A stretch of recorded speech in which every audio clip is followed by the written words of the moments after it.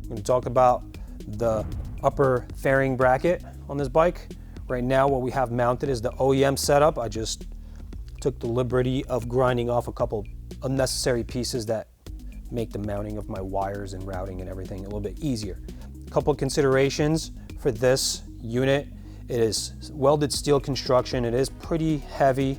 In the event of a crash, it's likely that it will transfer the forces onto the frame mount and bend that, and then you're stuck shoving the frame into a vise and pushing and pulling on it, or banging against it trying to straighten it.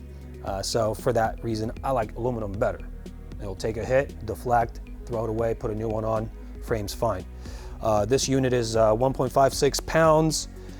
Nice thing about it is it's got the OEM mounting location, so it'll fit a wide variety of bodywork types, because most of these bodywork pieces are copied from the OEM setup and have mounting locations here.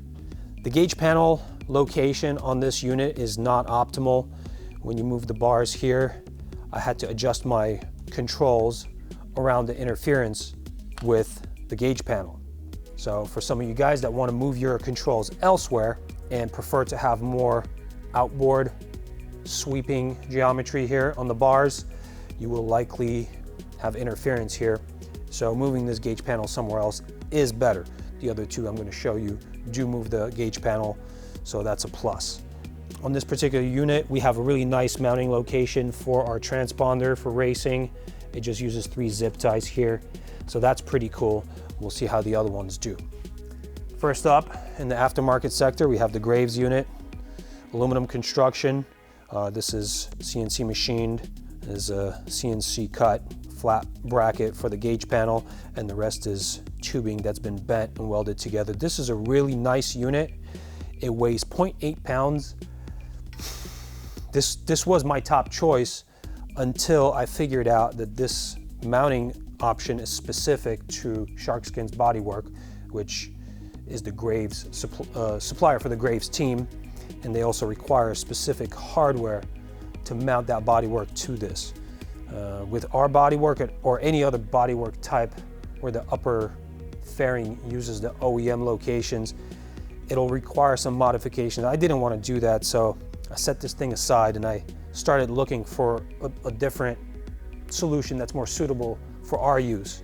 The other thing I want to mention is that this mounting location for the gauge panel is much better than this OEM setup for the reasons I mentioned before. And I actually had this on the bike before, and it also has really nice locations for mounting our transponder and also for routing wires. So this is a really nice unit. If you're using Sharkskin's bodywork, this is really nice. Then I started doing research and I found this DB Holders setup from Europe. Really cool company. They make bodywork and they make subframes and fairing stays. This is a really simple design. It's only 0.5 pounds. It's all aluminum construction. It's very affordable too. The gauge panel location is like the Graves. It puts the gauge panel a little bit further up, and on a different angle you'll have less interference. It is aluminum. Takes a hit, it'll deflect. You could possibly bend it back or just throw it away and put a new one on. It won't take the frame mount with it.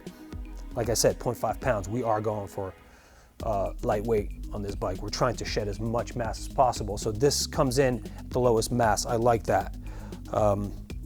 What else? The mounting hardware for mounting the fairings onto the fairing bracket is included. That's really nice. And transponder mounting, we'll have to see. I'm gonna have to bust some holes through here or try to figure something else out. I know I can do it. I just don't think that it's readily mountable the way I have it. All right, so now we're gonna strip this OEM unit down off the bike, cut off the wiring, take off the transponder. This is obviously my choice for our test. We'll mount this up, and then afterwards, I'll give you my impressions.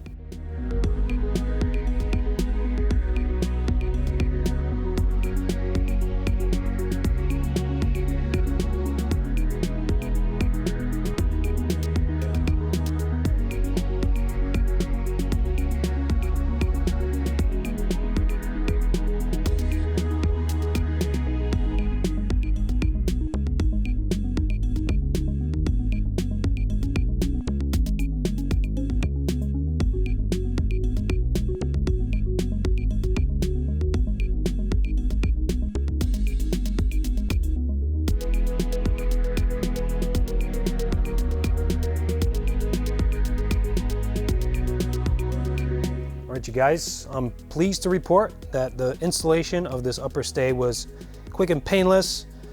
I have sort of a non-standard setup here with different wiring than the OEM harness, and I have a voltmeter right up here, so I had to drill an extra hole and get that figured out. But besides that, everything just bolted up really easily. The locations for the upper fairing are dead on. There's no flexing necessary, you just throw it on. It's really good. Anyhow, I kind of just want to wrap up here. This is pretty self-explanatory. I'll show you some close-ups, and I think we'll just catch you next week in the next episode. Hope to see you there.